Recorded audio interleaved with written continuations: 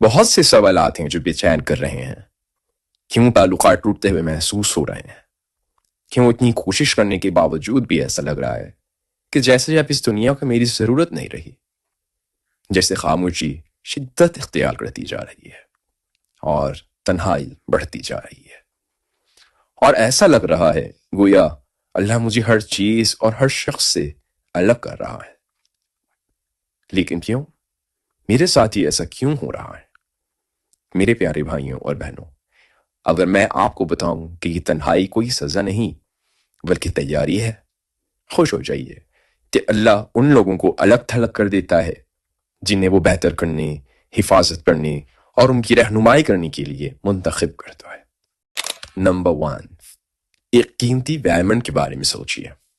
اس کی چمک کو برقرار رکھنے کے لیے آپ اسے ہر اس چیز سے دور رکھتے ہیں جو اسے کھرچ سکتا ہے۔ سوچیے کہ وہ ڈائمنڈ آپ کا دل ہے، اور اللہ اس کو ہر اس چیز سے اور اس ماحول سے دور رکھتا ہے جو اس کی پاکیزگی کو خراب کر سکتا ہے۔ یہ اللہ کی آپ سے محبت ہے۔ میرے پیارے بھائیوں اور بہنوں، یہ سزا نہیں ہے، بلکہ اللہ آپ کو ایسے لوگوں سے دور کر دیتا ہے جہاں آپ کا دل آسانی سے تٹک سکتا ہے یا نقصان دہ اثرات میں پھنس سکتا ہے۔ محترم دوستوں، یہ اللہ کا طریقہ ہے آپ کو اپنی طرف کھینچنے کا۔ تصور کریں ایک ایسے وقت کا جب آپ کا مذاق اڑایا جا رہا ہو یا آپ کے دین کو مختلف طریقے سے ٹارگٹ کیا جا رہا ہو اور آپ سمجھ نہیں پاتے، لیکن پھر اچانک وہی لوگ آپ کو الجھن اور تکلیف میں چھوڑ کر وہاں سے چلے جاتے ہیں۔ تو کیا یہ اللہ کی رحمت نہیں کہ وہ آپ کو ایسے لوگوں سے دور کر رہا ہے؟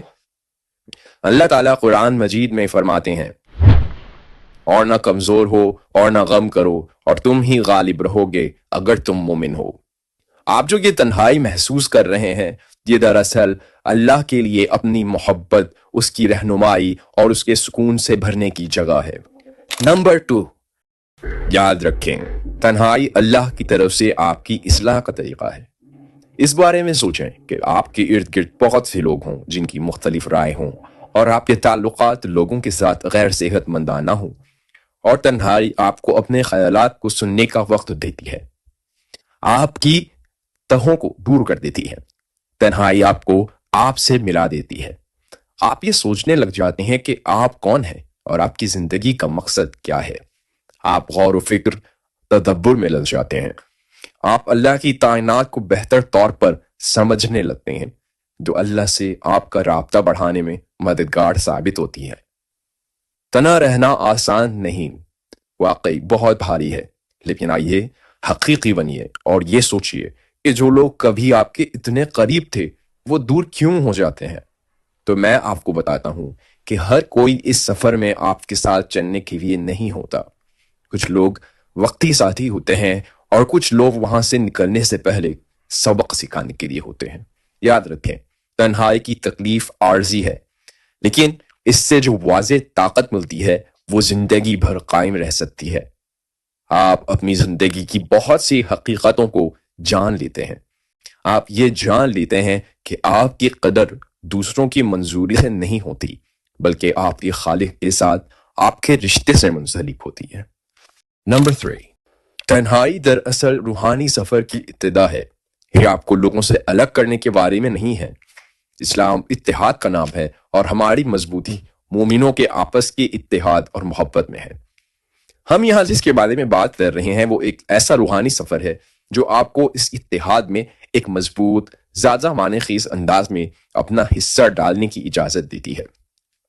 حضرت محمد صلی اللہ علیہ وآلہ وسلم کی زندگی پر نظر ڈالیں۔ انہوں نے گہری تنہائی کے لمحات کا سامنا کیا، خواہ وہ غار حرا میں، میدان جنگ میں یا مکے میں مشکلات کے دوران ہوں، اور یہ تمام لمحات تیاری کے بارے میں تھے۔ ان تجربات کے ذریعے جو وہ ایک ایسے رہنما کے طور پر ابھرے جس نے لا الہ الا اللہ کے جھنڈے تلے امت کو متحد کیا۔ نمبر 4، جب بھی آپ بڑھنے والے ہوتے ہیں کوئی نہ کوئی چیز آپ کی زندگی سے ہٹا دی جاتی ہے۔ ہو سکتا ہے کہ یہ وہ دوستی تھی جس کے بارے میں آپ نے سوچا تھا کہ یہ کبھی ختم نہیں ہوگی، یا ایک سپورٹ سسٹم جس پر آپ کو بھروسہ تھا، اور اب اچانک یہ سب چلا گیا ہے۔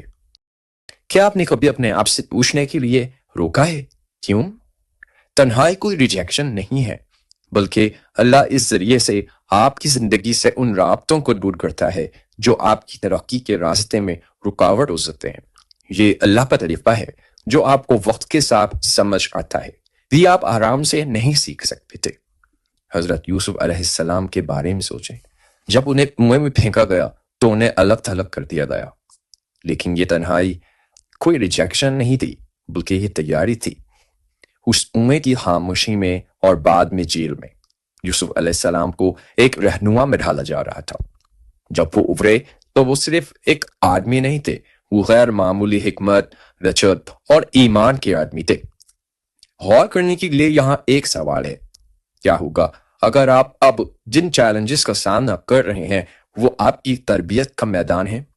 کیا ہوگا اگر اللہ آپ کو اس سے کہیں بڑی چیز کے لیے تیار کر رہا ہے جو آپ آج دیکھ سکتے ہیں؟ آئیے ایماندار بنیے، یہ تکلیف دہ لمحے، لوگوں کو کھونا، خاموشی کا سامنا کرنا اور بھول جانے کا احساس آپ کو اپنی قدر پر سوال یا نشان بنا سکتا ہے، لیکن یاد رکھیں ہیرے دباؤ میں ہی بنتے ہیں اور بہترین تلواریں آگ میں بنتی ہیں۔ تنہائی میں آپ کو جن مشکلات اور جدوجہد کا سامنا کرنا پڑتا ہے وہ وہی اوزار ہیں جو اللہ آپ کو اپنے بہترین ورژن میں بہتر بنانے کے لیے استعمال کرتا ہے۔ یہ تبدیلی سزا سے تنہائی کو تحفے میں بدل دیتی ہے۔ جب آپ اس مرحلے سے باہر آئیں گے تو آپ کو کچھ گہرا احساس ہوگا کہ تنہائی آپ کو توڑنے کے لیے نہیں تھی، اس کا مقصد آپ کو تعمیر کرنا تھا۔ نمبر 5، کیا آپ نے کبھی محسوس کیا ہے کہ آپ کی زندگی ایک ہولڈنگ پیٹرن میں ہے؟ تبدیلی کا ایک مرحلہ ہے۔ حضرت موسیٰ علیہ السلام نے اس کا تجربہ کیا۔ اس سے پہلے کہ انہیں اپنے لوگوں کی رہنمائی کے لیے بلایا گیا، انہوں نے مصر سے دور بیابان میں بھیڑیں چرانے میں برسوں گزارے۔ بہت سے لوگوں کو یہ ایک قدم پیچھے کی طرح لگ رہا ہو سکتا ہے، لیکن در حقیقت یہ وہی تیاری تھی جس کی انہیں رہنما بننے کی ضرورت تھی، جسے اللہ نے ان کے لیے مقرر کیا تھا۔ یہاں آپ کے لیے ایک سوال ہے، کیا ہوگا اگر انتظار وہ جگہ ہو جہاں اللہ آپ کی زندگی میں سب سے زیادہ کام کر رہا ہو؟ کیا ہوگا اگر یہ وقت آپ کی ایمان کو مضبوط کرنے، اپنی صلاحیتوں کو تیز کرنے اور ان بے چینیوں کو دور کرنے کے بارے میں ہے جو آپ کو روکے ہوئے ہیں؟ صبر کا مطلب بے حسیب نہیں ہے، یہ اللہ کے وقت پر بھروسہ ہے۔ یہ اس مدت کو اپنے آپ کو روحانی، ذہنی اور جذباتی طور پر تعمیر کرنے کے لیے استعمال کرنے کے بارے میں ہے۔ تو جب وہ لمحہ آتا ہے تو آپ اس میں قدم رکھنے کے لیے تیار ہیں جو اللہ نے آپ کے لیے منصوبہ بنایا ہے؟ یاد رکھیے، اللہ ہر چیز کا بہترین وقت جانتا ہے۔ جو آپ کو تاخیر کی طرح محسوس ہوتا ہے، یہ اللہ کا طریقہ ہے۔ یہ وقفہ عذاب نہیں، تیاری ہے۔ نمبر 6، کبھی کبھی اکیلے رہنا ناقابل برداشت محسوس ہو سکتا ہے۔ خاموشی، تنہائی، یہ ہر چیز پر سوال اٹھا سکتا ہے، لیکن یہاں پوشیدہ ایک حقیقت ہے۔ تنہائی وہ جگہ ہے جہاں آپ کی نیتیں صاف ہوتی ہیں۔ جب آپ لوگوں سے گھرے ہوتے ہیں تو ان کی رائے، فیصلے اور توقعات آپ کے دل پر دباؤ ڈال سکتی ہیں۔ ہو سکتا ہے کہ آپ خود کو ان کی منظوری حاصل کرنے کے لیے کچھ کرتے ہوئے پائیں، یہاں تک کہ لاشعوری طور پر۔ لیکن جب اللہ آپ کو ان شعوروں سے دور رہتا ہے تو یہ غور کرنے کی دعوت ہے، اپنے آپ سے پوچھنا، میں یہ کس کے لیے کر رہا ہوں؟ یہ لوگوں کے لیے ہے یا صرف اللہ کے لیے؟ حضرت ابراہیم علیہ السلام کی مثال دے لیں، جب وہ اللہ پر اپنے اٹل یقین کی وجہ سے اپنے لوگوں سے الگ تھلگ ہوئے تو ان کی تنہائی ان کی طاقت کی بنیاد بن گئی۔ انہیں اپنے ارد گرد کے لوگوں کو خوش کرنے کی کوئی فکر نہیں تھی، ان کی توجہ صرف اللہ کی رضا حاصل کرنے پر تھی۔ ان کی تنہائی کوئی سزا نہیں تھی، بلکہ یہ ایک تحفہ تھا جس نے ان کے ایمان کو چمکنے دیا تھا۔ اور کیا ہمارے ساتھ ایسا ہی نہیں ہے؟ اس کے بارے میں سوچیے، ہم دنیا کی توقعات پر پورا اترنے کی کوشش میں کتنی بار پھنس جاتے ہیں۔ ہم کتنی بار دوسروں کی رائے کو اپنی خودی کا تعین کرنے دیتے ہیں۔ تنہائی میں اللہ آپ کو اس جال سے آزاد ہونے کا موقع دیتا ہے۔ یہاں ایک سوچ ہے، اگر کوئی نہیں دکھ رہا تھا تو کیا آپ پھر بھی اسی لگن کے ساتھ نماز پڑھیں گے؟ کیا آپ پھر بھی سب تک کریں گے؟ کیا آپ اب بھی اپنے آپ کو بہتر بنانے کی کوشش کریں گے۔ تنہائی آپ کے حقیقی ارادوں کو ظاہر کرتی ہے، یہ الجھنوں کو دور کرتا ہے اور آپ کو آپ کے خلوص کے ساتھ آمنے سامنے چھوڑ دیتا ہے۔ اس لیے اگلی بار جب آپ اکیلا محسوس کریں تو اسے یاد رکھیں کہ اللہ آپ کے دل کی اصلاح کر رہا ہے، وہ آپ کو خالصتاً اس کی خاطر کام کرنے کے لیے تیار کر رہا ہے، لوگوں کی تالیوں کے لیے نہیں۔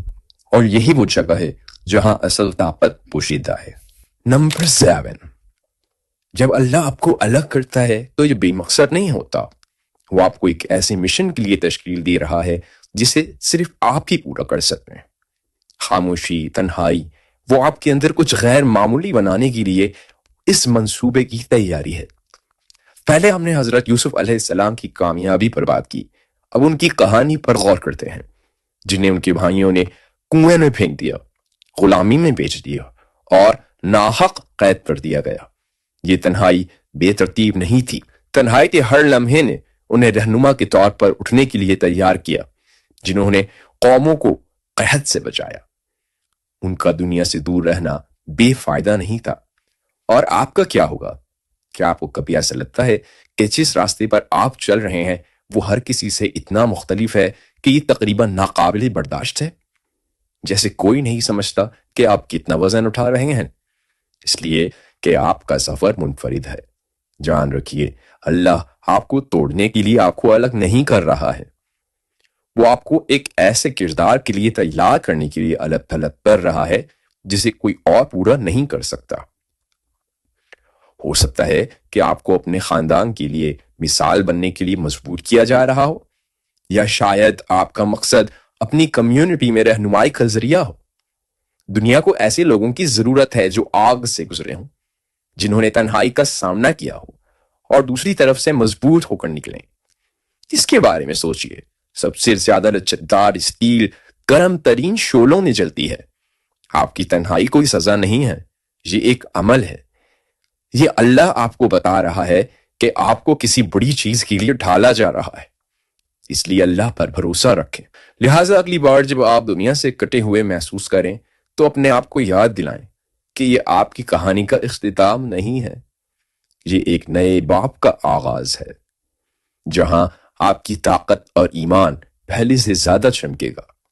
تو میرے پیارے بھائیوں اور بہنوں، جیسا کہ ہم نے مل کر یہ جانا کہ تنہائی کوئی سزا نہیں ہے بلکہ تیاری ہے، آپ کو بلند کرنے، آپ کو بہتر بنانے اور آپ کو اپنے قریب لانے کا اللہ کا طریقہ ہے۔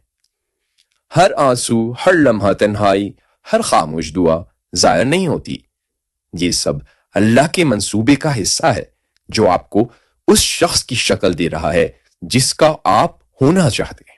حضرت محمد صلی اللہ علیہ وآلہ وسلم کو یاد کریں، جنہوں نے دنیا کی شور و غل سے دور غار ہرا میں وقت گزارا۔ اسی خلوت میں ہی ان پر پہلی وحی نازل ہوئی، وہ لمحہ جس نے انسانیت کا رخ ہمیشہ کے لیے بدل دیا۔ آپ کی تنہائی بھی کسی تبدیلی کا پیش خیمہ ہو سکتی ہے۔